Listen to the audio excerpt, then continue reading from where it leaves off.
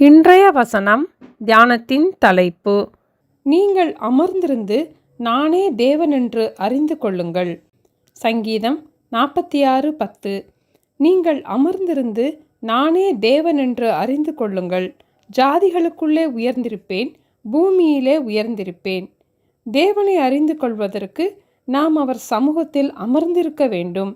அவரே ஜாதிகளுக்கு மேலாக உயர்ந்தவர், பூமியிலே உயர்ந்தவர். ஏனெனில் சேனைகளின் கர்த்தர் நம்மோடு இருக்கிறார், யாக்கோபின் தேவன் நமக்கு உயர்ந்த அடைக்கலமானவர் என்று அடுத்த வசனத்திலே நாம் பார்க்கிறோம். நம்மோடு இருக்கிற சேனைகளின் கர்த்தரை நாம் அறிந்து கொள்வதற்கு அவர் சமூகத்திலே அமர்ந்த நிலையிலே நாம் இருக்க கற்றுக்கொள்வோம். J.M. வில்லியம் டர்னர் மிகவும் அழகாக oil painting, water colour painting செய்வார். இவர் இயற்கையாகவே சன்செட், ஸ்னோஸ்டார்ம் போன்ற பல படங்களை அழகாக வரைந்திருக்கிறார். வேர்ல்டு ஆக்ஷன் ரெக்கார்டில் இவருடைய படம் இடம்பெற்றிருக்கிறது. இதை பற்றி விக்கிபீடியாவிலே, பிரிட்டானிக்காவிலே நாம் பார்க்கலாம். நேஷனல் கேலரியில் இவர் படத்தை வைத்தபோது பலர் நின்று பார்த்து கொண்டு இருந்தார்கள். 5 நிமிடத்தில் 20க்கும் மேற்பட்ட பல அதிசயமான படங்களை பார்த்துவிட்டு சென்றார்கள். அங்கு சென்றவர்களிடம் மற்றொரு ஓவியர், டர்னர் படத்தில் இயற்கையாக அவர் மேகங்களை, கடலை வரைந்ததை பார்த்தீர்களே, டர்னரை பற்றி என்ன அறிந்து கொண்டீர்கள்? அவர் படம் வரைந்த நுட்பங்களை கவனித்தீர்களா என்று கேட்டார். நாங்கள் வேகமாக பார்த்தோம், ஒன்றுமே தெரியாது என்றார்கள். நீங்கள் அமர்ந்திருந்து இங்கிருந்து கவனித்து பார்த்தால்தான் இந்த படத்தின் நுட்பத்தை அறிந்து கொள்வீர்கள் என்றார்.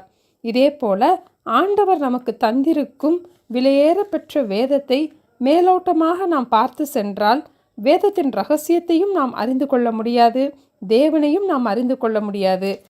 இதை பற்றி தாவீது சங்கீதம் 62:1 தேவனையே நோக்கி என் ஆத்துமா அமர்ந்திருக்கிறது, அவரால் என் ரட்சிப்பு வரும் என்று கூறுகிறார்.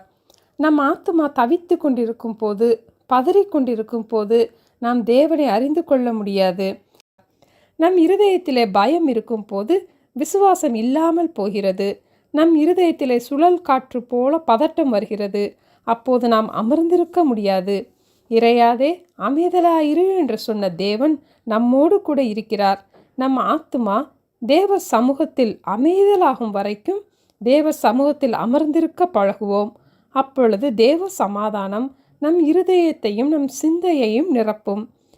பூமியிலே உயர்ந்திருப்பேன் என்றவர் நம் பிரச்சனைகளுக்கு மேலாக உயர்ந்திருக்கிறவர் என்பதை நாம் அறிந்து கொள்ள முடியும். ஏசாயா 30:15 நீங்கள் மனம் திரும்பி அமர்ந்திருந்தால் ரட்சிக்கப்படுவீர்கள், அமெரிக்கையும் நம்பிக்கையுமே உங்கள் பலனா இருக்கும் என்று இஸ்ரவேலின் பரிசுத்தராயிருக்கிற கர்த்தராகிய தேவன் சொல்லுகிறார். நீங்களோ அப்படி செய்ய மனதாயிராமல் என்று வாசிக்கிறோம். In quietness and in confidence shall be your strength என்று பார்க்கிறோம். சேனைகளின் கர்த்தர் நம்மோடு இருக்கிறபடியால் நாம் அவருடைய சமூகத்திலே அமர்ந்திருப்போம். அவரே நமக்கு உயர்ந்த அடைக்கலமாயிருந்து நமக்கு உதவி செய்வார்.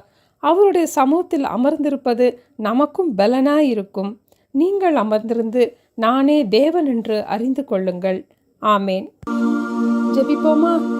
அன்பின் ஆண்டவரே, பூமியிலே உயர்ந்திருக்கிற தேவனை நாங்கள் அறிந்து கொள்வதற்கு உங்கள் பாதத்திலே அமர்ந்திருக்க எங்களுக்கு உதவி செய்ய வேண்டுமாய் ஜெபிக்கிறோம் அப்பா. சேனைகளின் கர்த்தர் நம்மோடு இருக்கிறார், யாக்கோபின் தேவன் நமக்கு உயர்ந்த அடைக்கலமானவர் என்ற வசனத்தின்படி நீங்கள் எங்களோடு இருப்பதை நாங்கள் உணர்ந்து பயப்படாமல் விசுவாசத்தோடு இருக்க எங்களுக்கு கற்றுக் கொடுக்க வேண்டுமாய் இயேசுவின் நாமத்தில் ஜெபிக்கிறோம் பிதாவே. ஆமேன். Thank you. Have a blessed day.